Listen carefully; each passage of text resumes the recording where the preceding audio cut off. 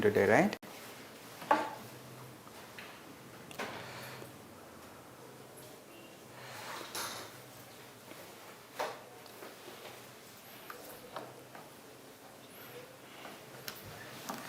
Hello everyone, welcome to Lukmaan IS.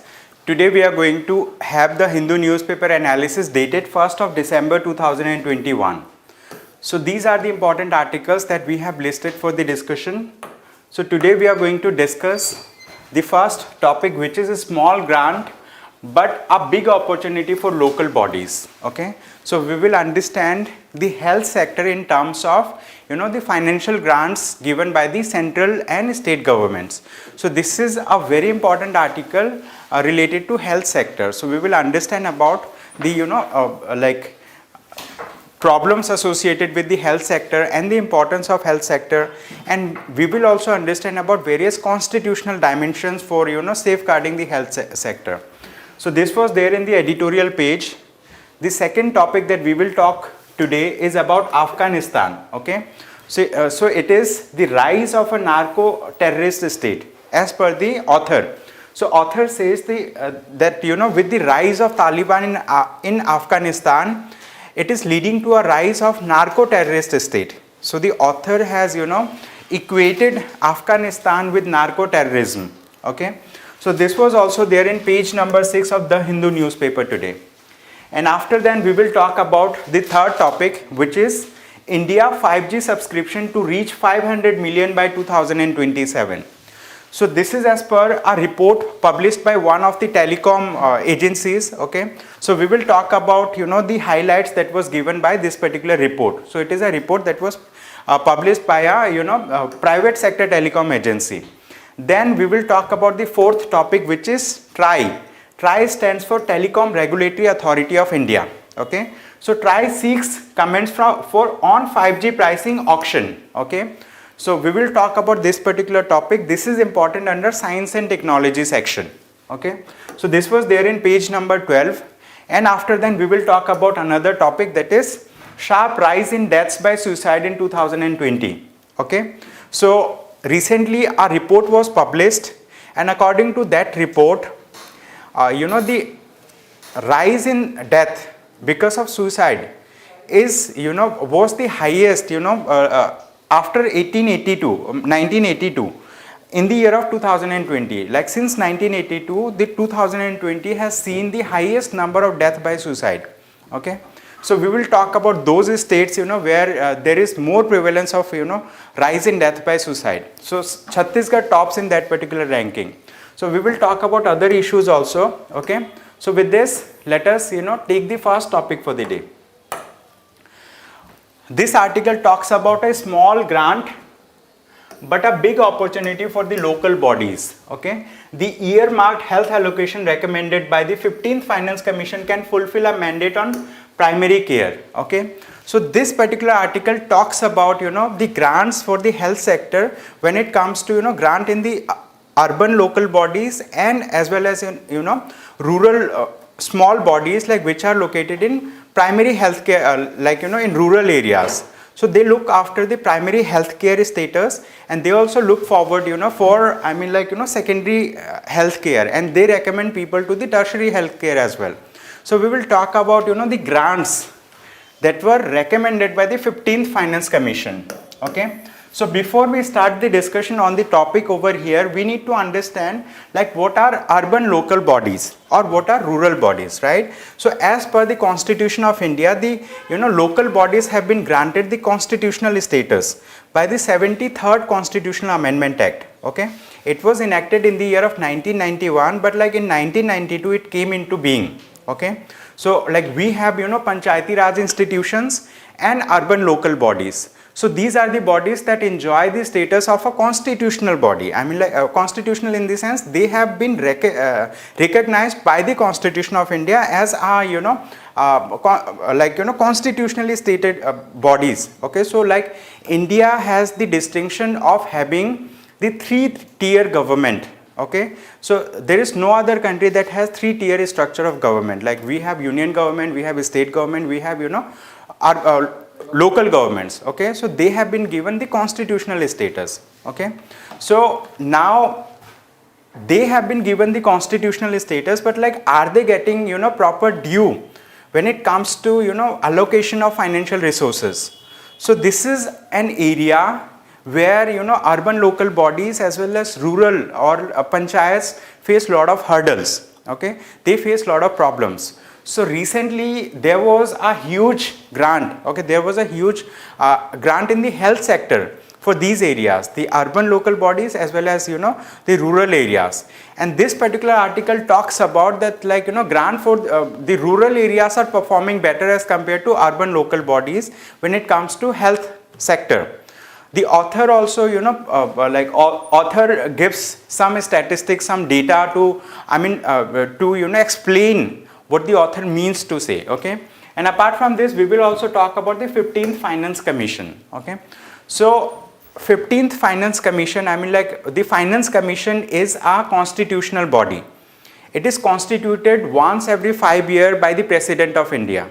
Okay, it is constituted once in a 5 years by the President of India, and this Finance Commission, Finance Commission is given the responsibility to look after the financial matters and to recommend, right, in what sectors how much grant is to be given, what should be the vertical devolution, what should be the horizontal devolution. Okay, so when you read about the Finance Commission's report, so you will learn about these concepts. What is vertical devolution, what is horizontal devolution, and how the grants is given in different sectors of the economy. Okay, so what are the recommendations made by the Finance Commission? Okay, so the 15th Finance Commission as such, you know, they have given, you know, multiple recommendations, and this year if you read the report of the Finance Commission, it has, you know, decreased the grant when it comes to, you know, vertical devolution. From the center to the states. Earlier it was 42%, but this year it was made 41%. Why? Because one of the state has lost its, you know, statehood. So it was made to union territory. The state of Jammu and Kashmir. Okay, Jammu and Kashmir was bifurcated into 2 union territories. One is Union Territory of Jammu and Kashmir with legislature, then Union Territory of Ladakh without a legislature. All right. So because of that particular thing, these 2 union territories come under, you know, the direct control of the central government. So central government itself have to allocate money for it. Okay, so that's why that particular grant was reduced from 42% to 41%. And apart from this, like, they had multiple recommendations on this. So it is important for all of you that you should read the report of the Finance Commissions also. Okay, it is important that you should read the report of Finance Commission. Why? Because it gives you a lot of insights about how the constitutional body functions, like who are the members, what were the recommendations, and how well these recommendations are implemented. Okay, does the recommendation of the Finance Commission have the have the statutory backup? Do they have legally enforceable things or not? Okay, so it is important that you should understand about that particular thing. But this article is not highlighting the 15th Finance Commission. It is highlighting the health sector. It is highlighting the rural areas as well as urban local bodies. This particular article talks about, you know, the status of health in rural areas as well as in urban local bodies. And this article also signifies that, like, the importance of, you know, regular financial grants for the health sector in these areas. Okay, so for this purpose, this article says that, like, in early November 2021, it's been a month now. Okay, a potentially game-changing and transformative development went by almost unnoticed. Means, like, you know, the finance ministry has allocated money, but like it was almost unnoticed. So, you know, there was, like, you know, the release of 8,453.92 crore to 19 states as a health grant to rural and urban local bodies by the Department of Expenditure, Ministry of Finance. Okay, so this article talks about the grant that was made by the Department of Expenditure of the Ministry of Finance. Okay, for the health sector for the urban local bodies. Okay, now, so the article says this allocation has been made as part of the health grant of rupees 70,000 crore, which is to be released over 5 years from financial year 2021-22 to financial year 2025-26 as recommended by the 15th Finance Commission. Okay, so this was recommended by the 15th Finance Commission that was headed by N.K. Singh. Okay. Now the grant is earmarked to plug identified gaps in the primary healthcare infrastructure in rural and urban settings. Okay.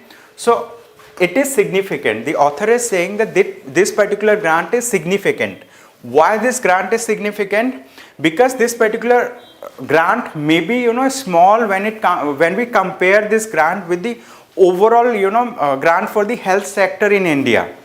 This is the grant for the primary healthcare infrastructure, okay, primary healthcare infrastructure in rural and urban, areas. So this allocation is relatively small by some comparisons. It would be 2.3% of the total health expenditure, both public and private spending together, okay, of like 5,66,644 crore, okay. So this is the thing, but at the same time, the author is saying that this particular grant is equal to 18.5% of the budgeted allocation of the Union Department of Health and Family Welfare for financial year 21 to 22. I mean, like, the Union Department of Health and Family Welfare, they have allocated some amount for the health sector. And of that particular amount, it is 18.5%. So it is a big, grant for the health sector when it comes to primary health care, okay, primary health care in the rural and urban areas. So this article also said that good intentions gone wrong, means like we had a very good intention when we implemented the 73rd and 74th Constitutional Amendment Act, but these intentions did not prove to be right. Prove to be right in the sense like we had good intentions, but we were not able to implement it to the level of expectation, okay. So there is nothing wrong with that, but the thing is like we had very high intention, very high objective, but we were not able to implement to that level, okay. So this article says in 1992, as part of the 73rd and 74th Constitutional Amendments, the local bodies in the rural, Panchayati Raj institutions and urban corporations and councils areas were transferred to the responsibility to deliver primary care and public health services, okay. So as per the 73rd and 74th Constitutional Amendment Act, right, the responsibility of taking care of the primary health care in the rural areas as well as in the urban areas were transferred to the Panchayati Raj institutions and to the corporations and councils, okay. But the hope was that this would result in greater attention to an allocation of funds for health services in the geographical jurisdictions of the local bodies. Alongside, the rural settings continue to receive funding for primary healthcare facilities under the ongoing national programs, okay. So now, according to this particular, these Constitutional Amendment Acts 73rd and 74th, the responsibility of primary healthcare sector was given to the Panchayati Raj institutions and corporations and councils in case of urban local bodies. But the thing is, after then, the allocation, when it comes to allocation, responsibility is given, but there has to be power also. Power in terms of like, you might have heard one thing, responsibility without power, right? This particular thing is there, like you are given the responsibility, but you are not given the power to implement that thing. So it will be detrimental. That's the thing. So here, responsibility was given to the rural bodies, to the urban local bodies to take care of the primary healthcare, sector.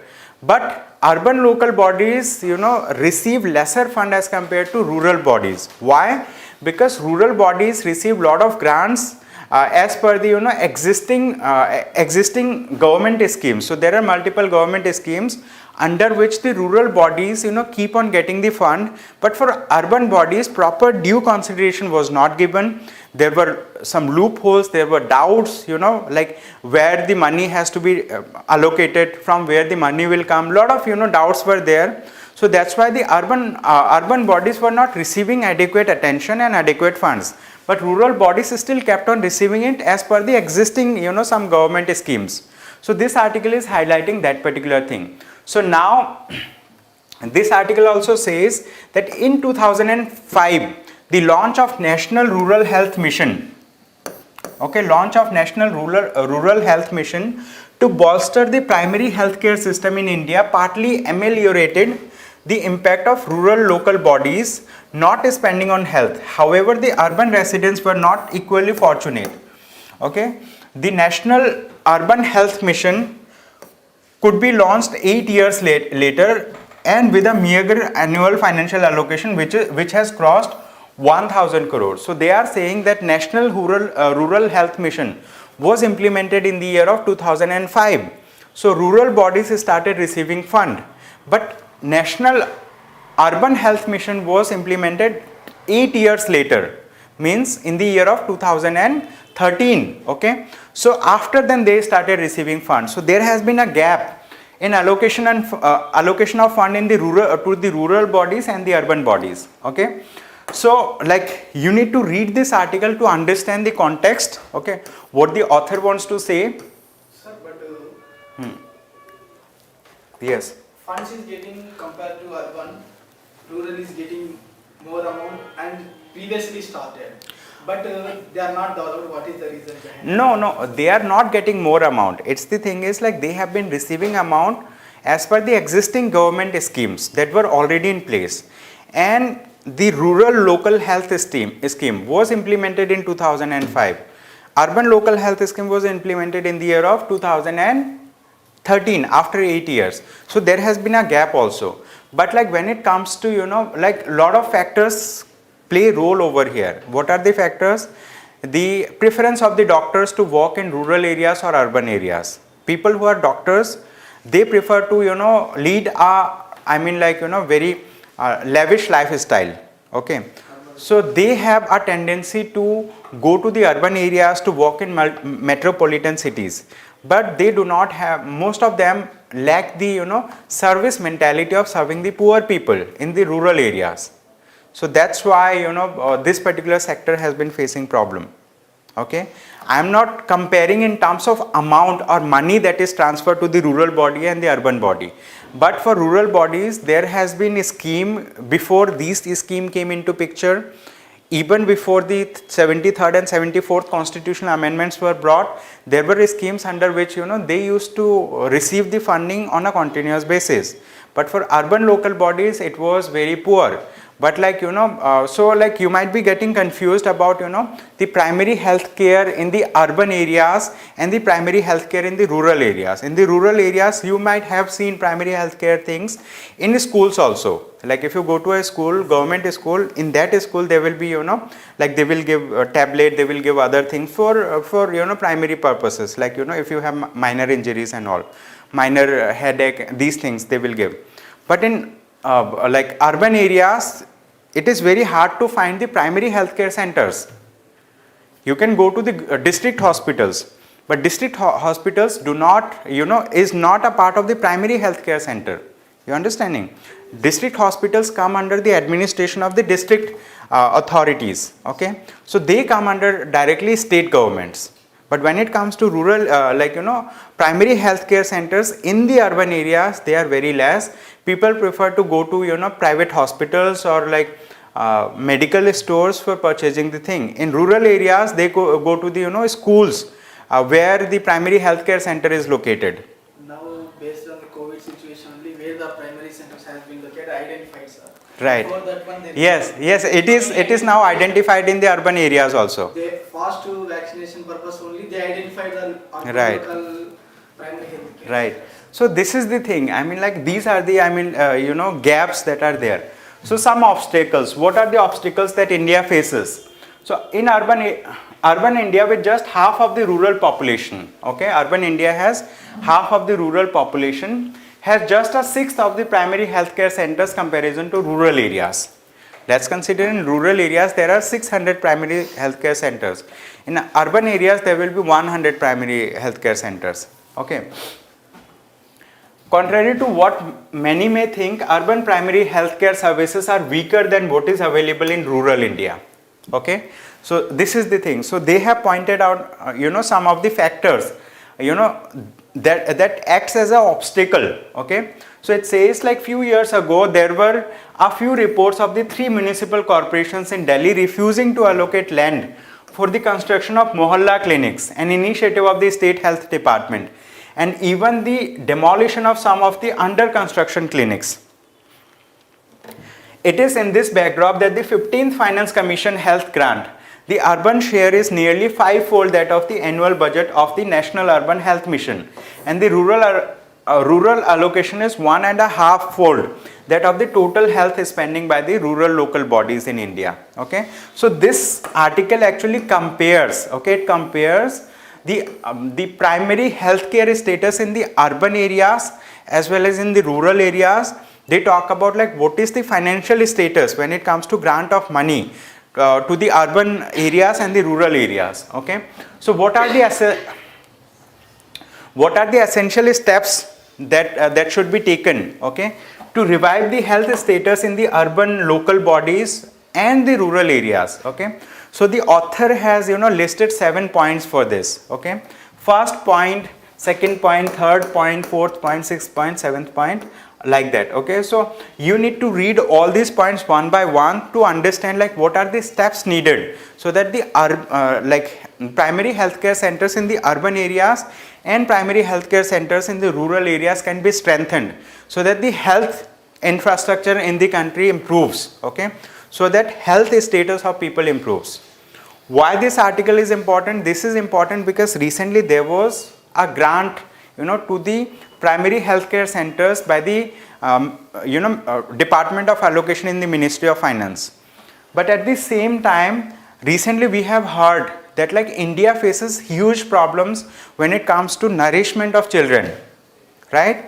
So most of the children are undernourished in multiple states in India. Okay, they are underweight, they are stunted, or they are wasted. Wasted means as compared to their height, they do not have proper body mass. Proper weight is not there as per height. Okay, stunted means like as per their age, they do not have proper height, means like they were not able to grow. So height is less as compared to age. Okay, so these are the things. Like after this discussion, you can just read these one by one points. These points you can write in an answer that talks about like what are the steps that needs to be taken to improve the health status in the primary healthcare centers in rural and urban areas. So you can write these 7 points one by one. Okay, so with this let us see. Okay, so like he has also mentioned, the author has mentioned a much awaited springboard. So India's health system needs more government funding for health. However, when it comes to local bodies, this has to be a blend of incremental financial allocation supplemented by elected representatives showing health leadership. Okay, so it says like when it comes to the health sector in the entire country, we need more fund. But when it comes to health sector in the primary healthcare centers or in rural areas or urban areas, we need incremental funding. Second thing is we need the mindset of health mentality. Like we need health mentality mindset in the leadership. Like people who are leaders, they should have the mentality that like we will improve the health status of people. Only then it is going to bring changes. Okay, so multiple agencies coordinating with each other, increase citizen engagement in health, the setting up of accountability mechanism, and guiding the process under a multidisciplinary group of technical and health experts. Okay, so the author has written, this you can write as way forward in an answer. Whatever is written, you can write it as way forward in an answer. Then the 15th Finance Commission Health Grant has the potential to create a health ecosystem which can serve as a much awaited springboard to mainstream health in the work of rural and urban local bodies. Okay, so I hope like this is clear about primary healthcare centers for rural and urban. Okay, so with this, now let us talk about another topic. Okay, so this topic is important under international relations, okay, IR, and at the same time this is important under the internal security section. Okay, internal security.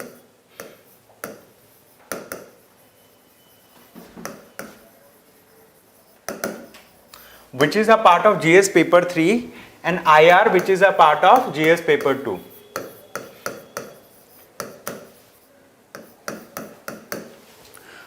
So we will understand about this particular article in detail. It says Afghanistan, the rise of a narco-terrorist state. Okay, a danger of a failed state in the neighborhood combined with narco-terrorism will pose threat to India's security. Okay, so the author has compared Afghanistan with a narco-terrorist state. What does the author mean by it? We need to understand this thing. Second part is, the author also says that Afghanistan is a failed state. So what do we mean by failed state?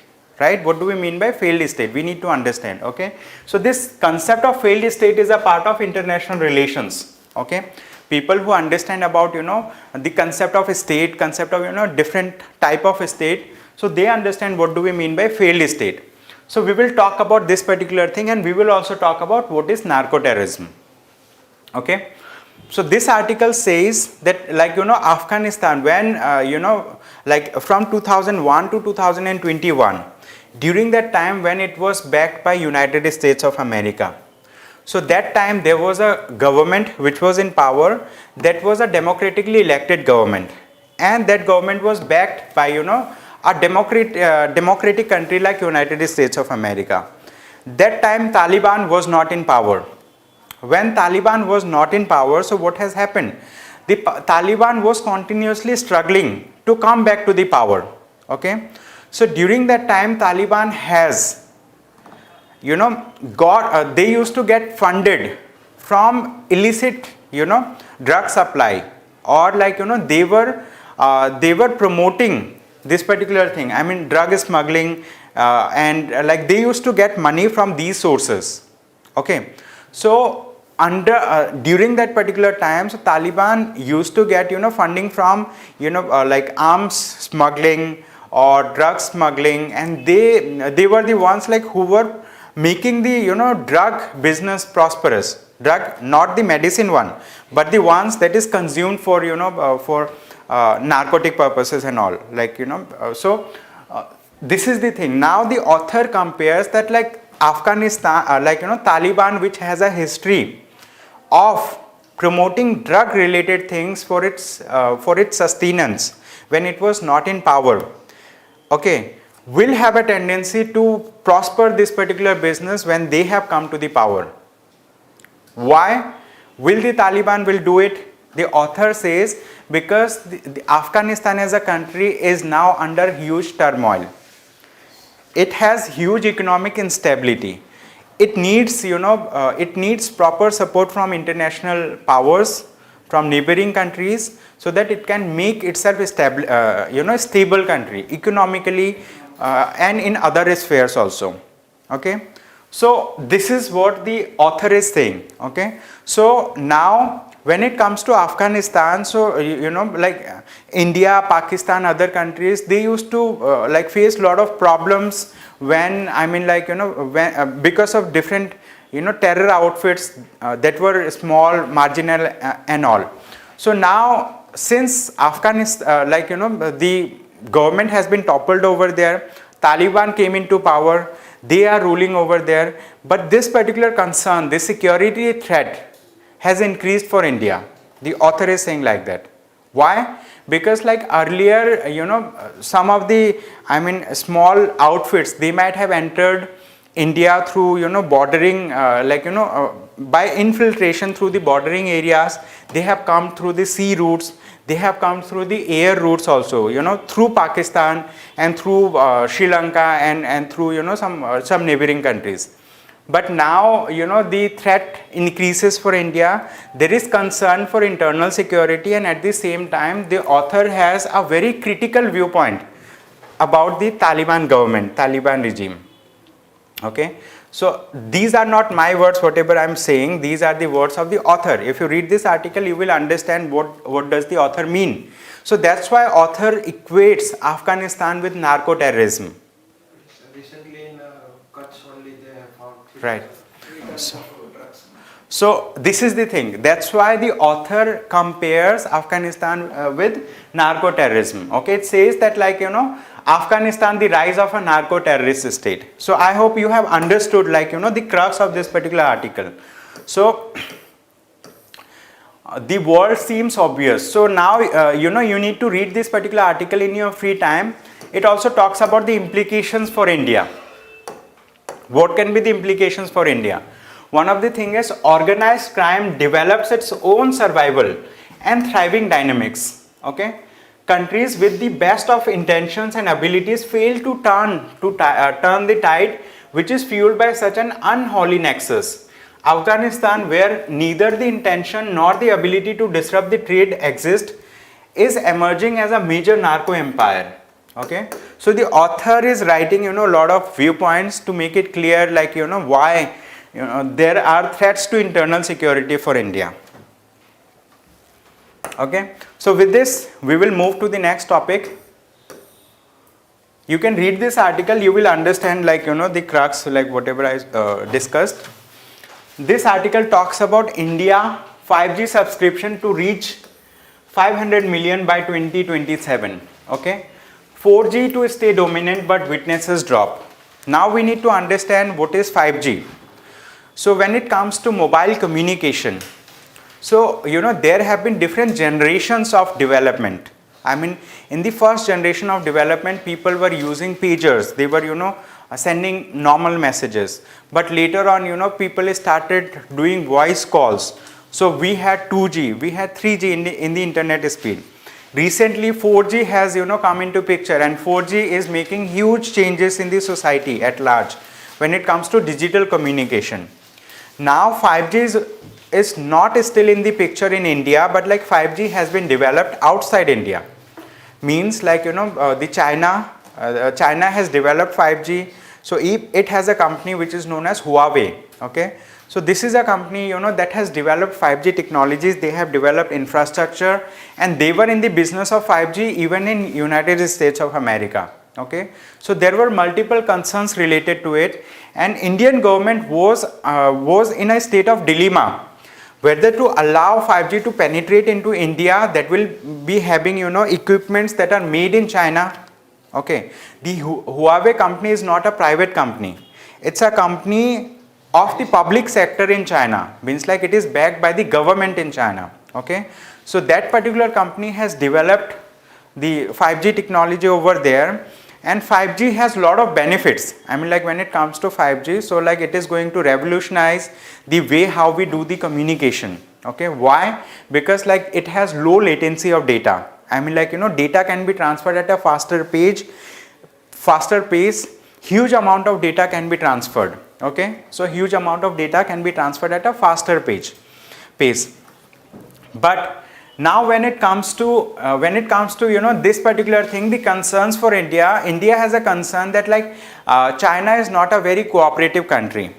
So it is a neighboring state, and at the same time we have lot of threats from China. Lot of threats in the sense like it is not explicitly said, like but like we have some kind of reservation, we have some kind of concerns related to China. So that's why like we were under this particular suspicion that like all the equipments that are made by Huawei, okay, these equipments may have certain components in it that can be used to trace the communication. Okay, that can be used to trace what people are communicating. So that like it will lead to China having the the details about the internal communication structure, like why what people are communicating. They'll be having the internal details. So this could prove detrimental for the internal security of India. Okay, so when it comes to this communication, because they will be able to trace each and every communication that is happening, they'll be able to track. And there have been reports, okay, in the United States of America, they have found that the equipments made by Huawei, they were capable of tracing the communications that were being done in in 5G technologies. So that's why like India was suspicious about it, whether to allow 5G technology or not. Okay, recently the government has opened up for this particular thing, and so the telecom the Telecom Regulatory Authority of India, that I will talk about in the next article, it has also released a consultation paper from the public, how to go about this particular thing. It has released a questionnaire having 27 questions. So we will talk about this thing. So what has happened now? recently the Ericsson mobility report. You know, Ericsson was one of the earliest companies that have come up with mobile communication. Okay, so it was one of the earliest companies. So the Ericsson mobility report has released this particular data that says the 5G subscriptions will reach 500 million in India by the year of 2027. So the fifth generation telecom services are likely to account for 39% of mobile subscription, or about 500 million subscriptions in India at the end of 2027, according to a report by Ericsson. Okay, the Ericsson mobility report added that the total number of smartphone subscriptions is expected to be 810 million at the end of 2021, and is projected to grow at a compounded annual growth rate of 77%, exceeding 1.2 billion by 2027. Okay, so these are the data. So we just need to, you know, remember this thing, that, you know, the mobile subscriptions will see a huge increment by the year of 2027. There will be around, you know, 500 million subscribers. At that point of time, 4G subscriptions will be dominant. Okay, but like, you know, 4G subscription will reduce slowly and gradually, and 5G will come into prominence. Okay, so this is the report that was released by the Ericsson mobility report. Okay, this may be important for the prelims, and this may be important for you to write an answer in mains exam when they talk about, you know, this particular thing, 5G related developments and all. Okay, so with this, let us move to the next topic. Sir, recently, sir, in the headquarters of Sir African Union in Ethiopia was built by Sir Chinese government. Yeah. Sir, they are using all the spies camera and recorders in that building, so that they can record all this discussion. Sir, they are caught at the night. One of the technician found that there is a heavy load in server. Sir, कोई है नहीं तो load कहाँ आ रहा है server में? तो sir, they found that all the data transferred to China. Right, and China has huge investment in African countries. I mean, like, you know, for most of the African countries, Chinese government has developed the railway network there. They have developed, you know, buildings. I mean, like government buildings, parliamentary buildings, and all in multiple countries. They have developed road infrastructure, airports. Why? And they have developed because, like, they want to have greater ties when it comes to, you know, economic things. And at the same time, like, whatever investment they are making, they are going to get returns on it in terms of, you know, like interest rate and all. So that's why, I mean, China has greater ties with African countries as compared to India as well. Okay, so China is an like emerging continent. It's in itself is growing slowly and gradually. But the you know, that particular, this is another, I mean, like, you know, issue for India. Now with this, we will talk about this particular topic, the last one. It says TRAI seeks comments on 5G pricing auction. Okay, window for feedback to close on December 28. Okay, so recently the Telecom Regulatory Authority of India has released a consultation paper. It has released a detailed consultation paper seeking a stakeholder input for more than 70 questions related to auctioning of a spectrum that will be used to offer 5G service. Okay, so letter from DOT. DOT stands for Department of Telecommunication or Department of Telecom. Okay, so the thing is, the consultation paper follows a September 13 letter from the Department of Telecommunication requesting the Telecom Regulatory Authority of India to provide recommendations on auction of a spectrum in the frequencies identified for international mobile telecommunications / 5G. Okay, so this Department of Telecommunication has requested the Telecom Regulatory Authority of India to you know, give recommendations on auction of a spectrum. You know, like a spectrum is auctioned by the government, okay, every year, so that like private companies you know, like can apply for these auctions, and they can use the bandwidth or the frequency for telephonic communications. Like, you know, there are multiple private companies. Like when we talk about private companies, we have Jio, we have Vodafone, we have Airtel, we have, you know, other companies in the market. So these companies, you know, to operate in this particular frequency range, they need to, you know, they need to get the like certifications from the government, okay, to use the bandwidth or the frequency for this purpose. So this, I mean, Department of Telecommunication has requested the Telecom Regulatory Authority of India for recommendation on auction of spectrum in the frequencies identified for international mobile communication, telecommunication.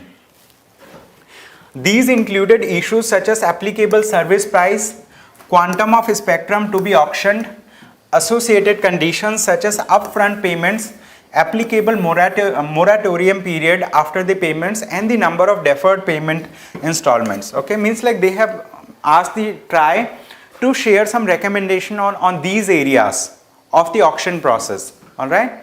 So in this consultation paper, specific issues have been raised for consideration of stakeholders. Okay, so this is the thing, that's why this was in news. Okay, so you need to understand about TRAI as a body. Okay, Telecom Regulatory Authority of India. What is the role of Telecom Regulatory Authority of India? Under which ministry does it come, right? And like, you know, what are the work that was that is done by the Telecom Regulatory Authority of India? It is important that you should understand about regulatory bodies. Okay, regulatory bodies means TRAI, SEBI, RBI. These regulatory bodies work under certain framework. They work under certain ministries. Some of the bodies are independent. So you need to understand about these bodies so that, like, you know, if a question comes in prelims or mains, you should be in a state to answer these questions. Okay. So with this, we will move to the next topic. Okay. This topic talks about sharp rise in deaths by suicide in 2020. So here this article releases the statistics, like what is the status of, you know, deaths of people by suicide. Okay. So recently there was a report that was released. Okay. So according to that particular report, it says that in 2020 deaths by suicide were at 53-year high. Okay. So in 2020 death by suicide was 53-year high, okay, in India.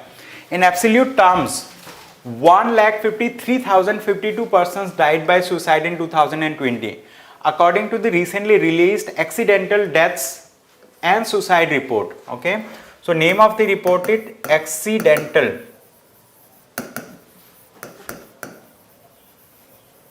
deaths and suicide report.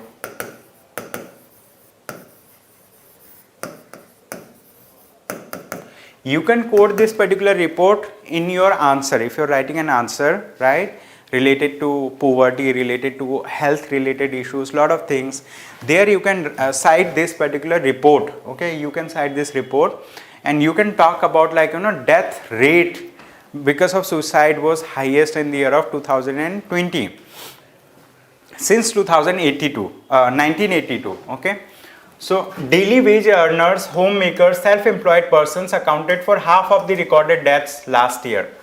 Maharashtra, Tamil Nadu and Madhya Pradesh were the three states which recorded the highest deaths by suicide in 2020. So like in these states, in terms of absolute number of people who died by suicide, they were highest. Okay, so now year-wise deaths. So this particular statistics, I mean, like here the graph talks about year-wise deaths. This graph talks about annual change. What was the annual change in the, you know, total deaths? This talks about profession-wise deaths. I mean, people from a certain profession, like, you know, farmers dying. Then at the same time, retired persons dying. Okay, and like homemakers dying, unemployed persons dying, salaried persons dying because of suicide. So these have been, you know, mentioned over here as graph, and state-wise deaths also mentioned. Okay, here we need to understand that, you know, these are the statistics when we compare the years. So from 1970, okay, from 1970 till 2022 or 20. Okay, so since the beginning, okay, like since the beginning till now, 2020 has recorded the highest number of death, because like this particular report was started publishing later. Okay, since then, like from 1982 this was the highest death, and before this there were 3 instances where there were highest deaths in India. Means like this is the 4th highest deaths since independence that we have received because of suicide. Okay, from 1982 onward, this is the highest number of deaths that we have seen in the year of 2020. So like students dying because of suicide, salaried persons, daily wage earners, retired persons, unemployed persons, self-employed persons, homemakers, persons in farming sector. So they have mentioned these things. And at the same time they have also mentioned about state-wise deaths like Chhattisgarh, Kerala, Telangana, Tamil Nadu, Karnataka, Madhya Pradesh, West Bengal, Maharashtra. They have mentioned. So these states like that are grayed out over here. In these states there are high incidence of deaths by suicide. Okay. So this is a report. You just need to remember the name of the report and some of the you can remember like year wise death, professions wise death, state wise death and all. So you can just use these statistics in your mains answer. So these are just quick pointers. This helps you over a long period. Means like today you are reading a report, yesterday you read a report, over a week you are reading 5 reports. So like you can quote these things. Let us talk about this question that appeared in the year of 2021 prelims exam, this year itself. This question says, consider the following statements. The Governor of the Reserve Bank of India is appointed by the central government. So this entire question is about the Reserve Bank of India. Recently we discussed about a topic that was based on TRAI, Telecom Regulatory Authority of India. Similarly, there are topics related to SEBI, Securities and Exchange Board of India. Similarly, Reserve Bank of India also plays key role in Indian economy, because this is the central bank for India, and at the same time Reserve Bank of India frames the monetary policies. Okay, so a lot of things are there. Monetary policy means like it tweaks some of the parameters to make the economy stable. Okay, so it comes up with bi-monthly monetary policy. So we will talk about these things. So this particular question has 3 statements. We need to identify the right statements. Number 1 says, okay, number 1 says the Governor of the Reserve Bank of India is appointed by the central government. Yes, he is appointed by the central government, right? But like there are committees set up, right? So according to the report of that committee, government appoints. Certain provisions in the Constitution of India give central government the right to issue directions to the RBI in the public interest. It is not mentioned in the Constitution of India. This is mentioned in the RBI Act itself. As per the RBI Act, okay, Government of India can direct the Reserve Bank of India in certain matters. Okay, so this is not mentioned in the Constitution of India. That's fund allocations only they will discuss. Right. Regarding rules and regulations, they have more Right. authority now. Right. And third is the Governor of the RBI draws his power from the RBI Act. This is also right.